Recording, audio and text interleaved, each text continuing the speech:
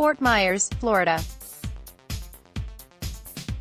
Josh Taylor's journey from an undrafted free agent to the Red Sox 40-man roster went through Scottsdale Community College, Division II Georgia College, the Northwoods League, and then both the Phillies and Diamondbacks organizations. Boston added Taylor, a 6'5" lefty who topped out at 98 miles per hour last year, to its 40-man roster in November to protect him from the Rule 5 draft. He called being added a surprise, for sure. I saw the phone ringing.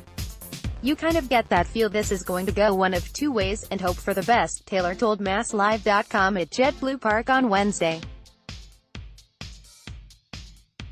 Once I was told I was getting added, it was just a relief and excitement. I called my family right after I got off the phone with Vice President of Player Development Ben Crockett. It was just a big breath of fresh air realizing I've reached the steps up to this point and now the next step is to make it up there and stay up there. The Red Sox acquired the 25-year-old last season from the Diamondbacks for Devin Marrero, a former first-round draft pick. Taylor posted a 3.35 ERA in 48 outings, 53.2 innings between high A, 16 innings, double A, 35.2 innings, and triple A, 2 innings, during 2018. He recorded a 2.10 ERA in his final 24 appearances, 25.2 innings. My goal at spring training is to give them the best look I can and hope for an opportunity to make the 25-man roster. And if not out of spring training, then as soon as possible this year, Taylor said. Give him what I've got and let them know I'm here to work and here to help the team, Red Sox President of Baseball Operations Dave Dombrowski said Wednesday. The depth we have in our bullpen, we like. We like some of the young arms coming. Taylor is one of those young arms. His repertoire includes a 4-seam fastball, slider, curveball and 2-seamer. I think pitch calling and pitch sequencing that I've learned in this organization really has helped me, Taylor said. Because anyone can hit a fastball. Anyone can hit a slider. Anyone can hit a curveball.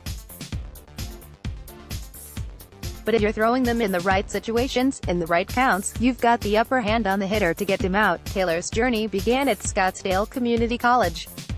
He pitched there as a freshman and sophomore.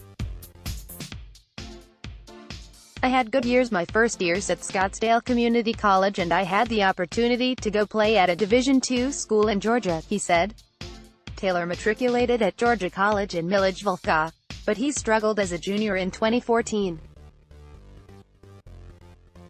He went 7-4 with a 5.62 ERA in 1.92 WHIP in 16 outings, 15 starts.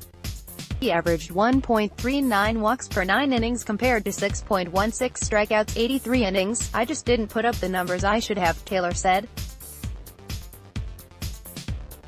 I had a couple calls during the draft, but no team selected him. I figured I'd go back for my senior year until I played in the Northwoods League with the St. Cloud Rocks, Taylor said.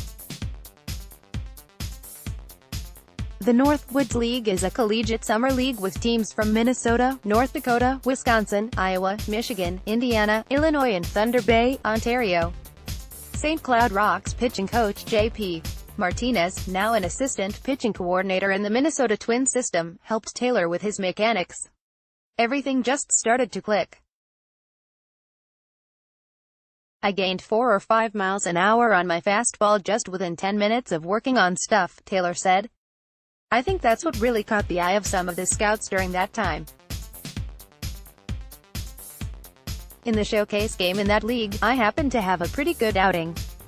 I got a couple calls after that and it's where it all sparked. Travis Lakins, Sox prospect reliever, I definitely want to prove I can make the 25-man roster out of camp. Signed as an undrafted free agent with the Phillies on August 12, 2014. He played in the Gulf Coast League in 2014, then in the Low A South Atlantic League in 2015, before Philadelphia traded him to his hometown team, the Arizona Diamondbacks, July 5, 2015. Taylor is a Phoenix native born and raised out there, Taylor said. So that was a good experience. I loved every bit of playing for the hometown team. Whether I was in the minor leagues or not, to represent the hometown team it was good. Taylor was a Diamondbacks fan growing up, but he added, weirdly enough I was also a Red Sox fan. People always talk about the rivalry, Yankees and Red Sox. I like the Red Sox, so I just followed the Red Sox up until I really caught on to the Diamondbacks.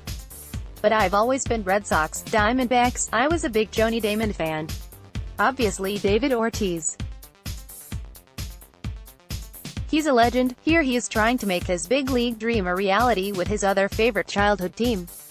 It's still clicking, he said. It's still going. I'm not there yet. I've got a lot of work to do. And I've got a lot of people to show that I can get there. But once I got traded the first time, it kind of told me, okay, not only one team wanted me, apparently.